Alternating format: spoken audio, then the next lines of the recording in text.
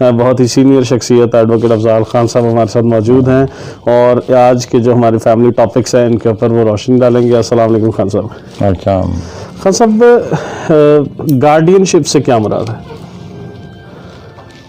Guardian شپ سے مراد یہ ہے کہ کسی بھی نابالغ بچے کو, مائنر کو کسی ایسے شخص کے حوالے کر دینا جو کہ اس کی بہترین نگہداشت کر سکے, تعلیم و تربیت, حفاظت, ہر چیز اس میں آ جاتی ہے, پرورش کر سکے.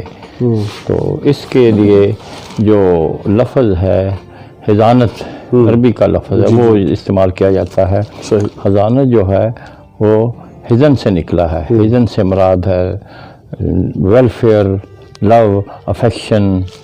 یہ ساری چیزیں جو ہوتی ہیں اس وقت آتی ہیں کہ جب کسی وجہ سے والدین دنیا سے رخصت ہو جائیں, کوئی حادثہ ہو جائے, بیماری آ جائے, والد میں سے یا والدہ میں سے کوئی ایک فوت ہو جائے یا ان میں علیحدگی ہو جائے, ایک کے پاس ہو اور دوسرا شخص اس کو اپنے بہتر سمجھتا ہے کہ میں اس بچے کو میں لے لوں. باپ کیا کہتا ہے میرا حق ہے, ماں کہتی ہے میرا حق ہے. اس کے لیے پراپر قوانین بنائے گئے ہیں جس کو 1890 میں باقاعدہ ایک قانون بنایا گیا تھا جس کو ہم گارڈین اینڈ وارڈ ایکٹ 1890 کہتے ہیں. اس کے تحت ان تمام مسائل کا حل بیان کیا گیا ہے.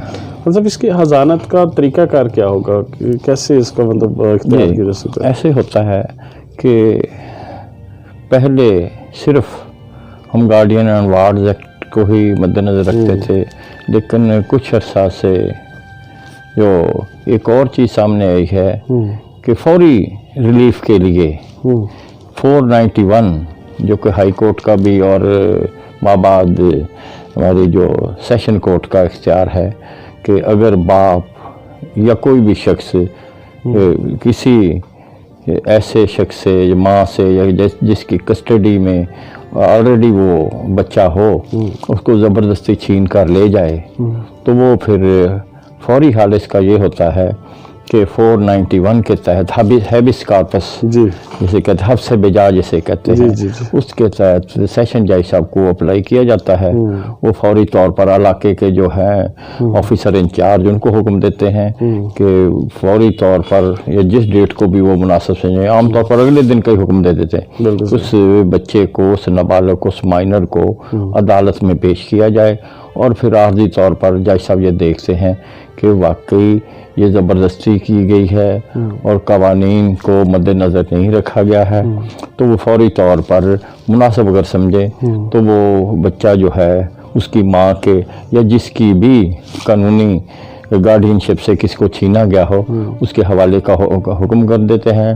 اور اس کے بعد دونوں فریقین کا یہ حق رہتا ہے کہ وہ پراپر کورٹ جو ہے وہ ہے گارڈین اینڈ وارڈ ایکٹ کے تحت قائم کی گئی گارڈین کورٹ سے. وہاں پر وہ بچے کی عارضی اور مستقل کسٹڈی کے لیے وہ وہاں پر کیس دائر کر سکتے ہیں. بالکل صحیح. صاحب یہ اس کا کیس جو ہے کون کون لوگ ہیں جو کیس دائر کر سکتے ہیں گارڈین شپ کا, حضانت کا حق کون کون رکھتا ہے؟ جی یہ ایک بہت ہی وسیع اس میں رائٹ ہے کہ کوئی بھی شخص جو بھی کسی بچے کی, یہاں پر انگریزی میں ہم یا قانون میں ہم اس کو وارڈ بھی کہہ دیتے ہیں, مائنر بھی کہہ دیتے ہیں, نابالغ بچے کی حضانت کے لیے خواہش مند ہو وہ اس کے حصول کے لیے عدالت میں اپلائی کر سکتا ہے. اس کے علاوہ یعنی اس میں کوئی بھی شخص, باپ, ماں, باپ, رشتہ دار, کوئی بھی شخص جو بھی انٹرسٹڈ ہو, حتیٰ کہ اگر ان سب کی غیر موجودگی میں اس ضلع کا جو کلیکٹر ہوتے ہیں تو وہ بھی چونکہ کسٹوڈین ہوتا ہے اس ضلع کا, تو وہ بھی یا جہاں پر اس کی پراپرٹی ہو مائنر کی, وہ جو کلیکٹر صاحب بھی وہ بھی بچے کی گارڈین شپ کے لیے اپلائی کر سکتے ہیں. تو خان صاحب اس میں عدالت کون سی ہوگی, کوئی اسپیشل کورٹ ہوگی اس کے لیے؟ جی اس کے لیے گارڈین اینڈ وارڈ ایکٹ کے تحت کورٹ کا پہلے اس کو مین جو ہے یہ اختیار ہے ڈسٹرکٹ جج صاحب کا. ٹھیک ہے. لیکن ڈسٹرکٹ جج صاحب جن کو گارڈین کورٹ کے بھی اختیارات ہیں، وہ اپنے اختیارات عام طور پر جو ہم نے یہاں پر دیکھا ہے کہ اپنے سبارڈینیٹ ججز کو، سول ججز کو بھی یہ اختیارات تفویض کر سکتے ہیں. رائٹ. ان کو پھر ہم گارڈین جج کہیں گے، خواہ سیشن ڈسٹرکٹ جج ہوں یا ان کے ماتحت سول جج ہوں. تو مطلب اصول کیا ہیں ان کے؟ اس کے لیے اصول یہ ہے، جیسے کہ میں نے پہلے عرض کیا ہے، کہ اس کے لیے سب سے جو پیراماؤنٹ کنسیڈریشن ہے وہ بچے کی ویلفیئر ہے. ٹھیک. کہ بچے کو دیکھنا ہے کہ ماں کے حوالے کرنا ہے یا باپ کے حوالے کرنا ہے. صرف اندھا دھند نہیں کر دینا کہ اگر ماں کا حق ہے تو ماں کی کسٹڈی میں دینا سے، لیکن ماں جو ہے وہ اس نے دوسری شادی کی ہوئی ہو، یا پھر باپ جو ہے وہ کریکٹر لیس ہو. اسی طرح بچے کی تعلیم و تربیت پر اچھا یا برا اثر، یہ ساری چیزیں اس کے ویلفیئر، اس کے اسپرچول ریلیجیس، یہ ساری چیزیں. اس سلسلے میں ہماری اعلیٰ عدالتوں نے کچھ گائیڈ لائنز جو طے کی ہیں، جو کہ سبارڈینیٹ کورٹ جو ہیں ان کو فالو کرتی ہیں. اس میں بھی وہی چیز یہ ہے کہ بچے کی بہترین جو ہے ویلفیئر، اس کی نگہداشت، تعلیم و تربیت، پرورش کون سے ہی کر سکتا ہے. اگر بچے کے والدین فوت ہو چکے ہیں یا فوت ہونے سے پہلے انہوں نے کوئی کسی قسم کی وصیت وغیرہ کی ہو کہ میرے بچوں کو فلاں شخص اس کا گارڈین مقرر ہو جائے، ان چیزوں کو بھی عدالت مد نظر رکھے گی. اگر بچے اس قدر اہلیت رکھتے ہیں کہ وہ اپنا مفہوم بیان کر سکتے ہوں، اپنی لو اینڈ افیکشن یا ترجیح بیان کر سکتے، تو عدالتیں ان کو بھی کنسیڈر کرتی ہیں. مطلب یہ بیسکلی کن کن لوگوں کا حق ہوتا ہے گارڈین کا، گارڈین کا؟ عدالتیں سب سے زیادہ ماں کو ترجیح دیتی ہیں. ماں کا رائٹ جو ہے سب سے زیادہ فوقیت رکھتا ہے. ٹھیک. تو اس کے بعد باپ جو ہے وہ بھی چونکہ نیچرل گارڈین ہے، باپ کو بھی عدالتیں کنسیڈر کرتی ہیں.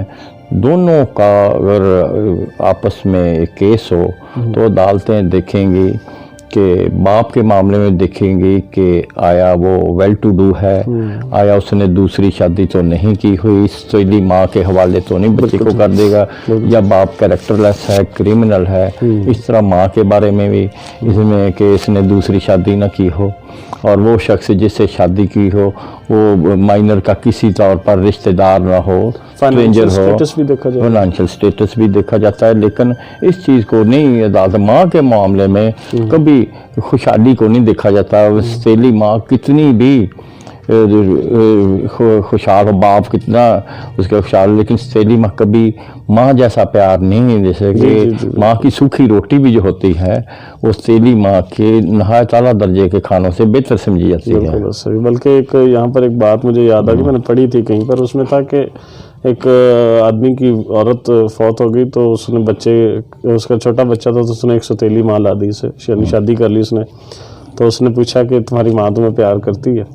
تو اس نے کہا کہ بابا جو میری پہلی ماں تھی نا وہ بہت جھوٹی تھی اور یہ بہت سچی ماں ہے. تو اس نے کہا کہ میں سمجھا نہیں تمہاری بات. اس نے کہا بابا جب میں کوئی شرارت کرتا تھا تو وہ میری ماں کہتی تھی کہ میں تمہیں کھانا نہیں دوں گی، لیکن وہ کھانا دے دیتی تھی. لیکن یہاں میں جب شرارت کرتا ہوں تو یہ مجھے کہتی میں کھانا نہیں دوں گی، اور یہ پھر واقعی نہیں دیتی. جی. تو یہ جو درست ہے، یہ درست ہے کہ سیلی ماں اور حقیقی ماں میں بہت زیادہ فرق ہوتا ہے. یہ تو کمپیریزن ہو ہی نہیں سکتا نا. ماں اور باپ کا تو کچھ کمپیریزن ہو سکتا ہے، لیکن اس معاملے میں عدالتیں سب سے زیادہ ماں کو ترجیح دیتی ہیں. اور جو اسلامی اصول ہے اس کے مطابق جو حنفی لاء ہے یا سنی لاء ہے اس کے مطابق 7 سال تک بیٹا ماں کے پاس رہے گا. اچھا. اور اس کے بعد پھر اس کی جو کسٹڈی شفٹ ہو سکتی ہے، لیکن پھر بھی اس بچے کی پھر بھی عدالتیں اس کی ویلفیئر کو ضرور مد نظر رکھیں گی. اسی طرح بچی کے معاملے میں، بیٹی کے معاملے میں، جب تک کہ بچی وہ بلوغ تک نہ پہنچے وہ ماں کے پاس ہی رہے گی. جی بعض جگہ پر ایسے فیصلے بھی کہ اس کی شادی تک اس کی ماں کے پاس ہی رہے گی. اور اس کے علاوہ شیعہ لا جو ہے وہ تھوڑا سا ڈفرینٹ ہے، اس میں جو 2 سال رکھے گئے ہیں، اس لیے تھوڑا سا فرق ہے، لیکن وہ بنیادی طور پر وہاں پر بھی یہی اصول ہے کہ جو ماں کے پاس ہی ترجیح، بیسیکلی آپ کی اس علم کے حساب سے ماں ہی سب سے زیادہ حق رکھتی ہے؟ جی زیادہ ماں باپ کے بعد کس کا حق بنتا ہے؟ ہاں، اگر ماں نہ ہو، کسی وجہ سے فوت ہو گئی ہو یا کوئی وہ دعوے دار نہ ہو کسی صورت میں بھی، پھر ماں کی جو ہے یا جو کچھ فیمیل ان کو پریفرنس دی جاتی ہے، فیمیل جو رشتہ دار خواتین ہوتی ہیں، جیسے کہ جی دوسری جیسے سب سے پہلے ماں کی ماں، نانی جو پھر باپ کی ماں، صحیح، پھر حقیقی بہن، ٹھیک ہے، یوٹرن سسٹر، کنسینگون سسٹر، اور حقیقی بہن کی بیٹی، اور اسی طرح اخیافی یا لاتی بہنوں کی بیٹیاں، پھر خالہ اور پھپھی، یہ سب کی ایک ترجیحی لسٹ دی گئی ہے جو کہ محمد اللہ ملا کا جو ہے اس میں جو ہم تقریر، چونکہ اسلامی جو ہے فقہ کی کتابیں جو غیر مسلموں نے خاص طور پر انگریز کے دور کے بعد وہ مرتب کی تھیں، جس میں ڈی ایف ملا آ جاتا ہے، بیلی رام آ جاتے ہیں،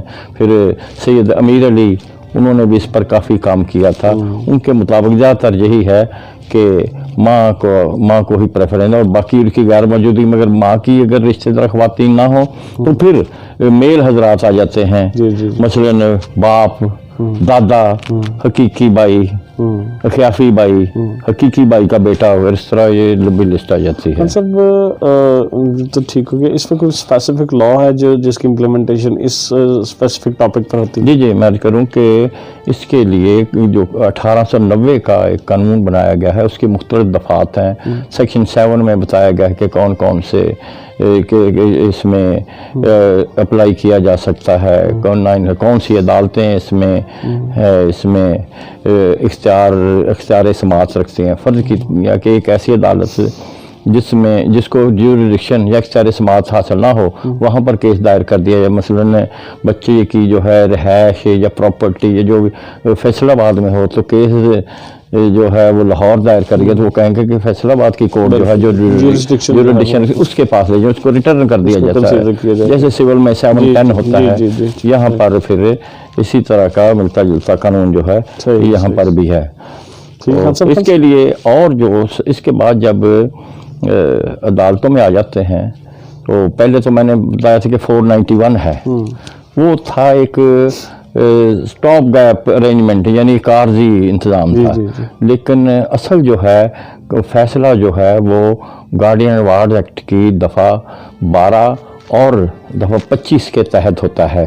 سیکشن 12 جو ہے وہ اس میں جو گارڈین کورٹ ہوتی ہے وہ اس شخص کو حکم دے گی کہ جس نے اس بچے کو فورسیبلی اس کے گارڈین سے چھینا ہو، لیا ہو، ریموو کیا ہو، تو وہ اس کو پیش کرے عدالت میں، اور پھر اس کے ساتھ ملاقات کرائے ماں سے یا باپ سے یا جس کی بھی کسٹڈی سے لیا گیا ہو۔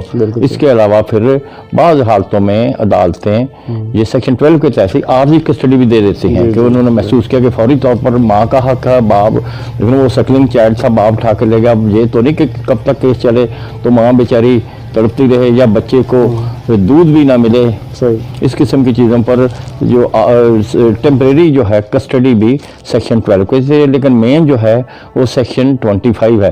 سیکشن 25 اور سیکشن 12 کی اکٹھی درخواستیں دی جاتی ہیں، جیسے اسٹے آرڈر عام طور پر ہوتا ہے نا ایک مین کیس میں، اس طرح سیکشن 25 میں تمام وہ پروسیجر اڈاپٹ کر کے کہ کس طرح عدالت طلب کرے گی، کیا ہوگا، پھر کس طرح ایویڈنس ہوگی، ان تمام چیزوں کے بعد مائنر کی ویلفیئر اور اس قسم کے تمام اصول و ضوابط کو، گائیڈ لائن کو مد نظر رکھتے ہوئے عدالت اس بچے کی جو ہے گارڈینشپ یا حضانت اس شخص کے حوالے کر دے گی جو کہ اس کا حقدار ہو. اصل گارڈین کے حوالے بھی کی جا سکتی ہے اور جو چھین کر لے کر گیا ہے اس کے حوالے بھی چھین کر یا کسی طرح.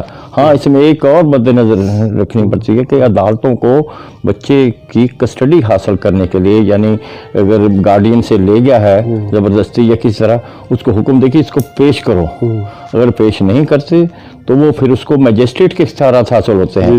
دفعہ 100 کے تحت وہ وارنٹ جاری کرے گا اور کریں گے وہ جج صاحب، تو وہ پھر اس کی جو جس نے غیر قانونی طور پر یا جس کا حق نہ رہ گیا ہو عدالت کے میں، اس سے چھین کر بچہ پھر اسی کے اصل گارڈین کا لیے جاتے ہیں عدالت میں جب عارضی طور پر دیا جا رہا ہے. ہاں اس وقت تو پھر عدالت جو بھی اس قسم کا معیار جو لے سکتی ہے. ٹھیک، تھینک یو سو مچ خان صاحب، بڑا اچھا آپ نے اسے جو ایکسپلین کیا، بڑا اچھا ٹاپک تھا ریلیونٹ. تھینک یو سو مچ، آپ نے اپنا قیمتی وقت ہمیں دیا. ناظرین آپ سے گزارش ہے کہ ہمارے چینل کو لائک کریں، سبسکرائب کریں، شیئر کریں اور کمنٹ سیکشن میں ہمارے ساتھ بات کیا کریں. اگر کوئی کسی قسم کا مسئلہ درپیش ہو تو اس کو آپ کمنٹ سیکشن میں کہیں تو ہم انشاءاللہ تعالیٰ اس کے اوپر ویڈیو آپ کے سامنے لے کر آئیں گے اور ایکسپرٹس کو آپ کے سامنے لے کر آئیں گے انشاءاللہ تعالیٰ. اور فیملی سیریز کا جو ہے چیپٹر ہمارا آلموسٹ انشاءاللہ تعالیٰ کمپلیٹ ہو چلا، اور نیکسٹ انشاءاللہ تعالیٰ جو ہے وہ پھر سے کرمنل پروسیڈنگز میں جو میرے خیال میں صرف 3 اس کے موضوعات رہ گئے ہیں. وہی we are going to the ending. جی کنکلوڈ کرنے جا رہے ہیں. اس میں ایک تو ہے قانون وراثت، یہ بھی ایک بہت ہی انشاءاللہ تعالیٰ اس کو انشاءاللہ ہمیں فیڈ بیک دیتے رہیے گا، انشاءاللہ دعاؤں میں یاد رکھیے گا. السلام علیکم ورحمۃ اللہ وبرکاتہ. Thank you.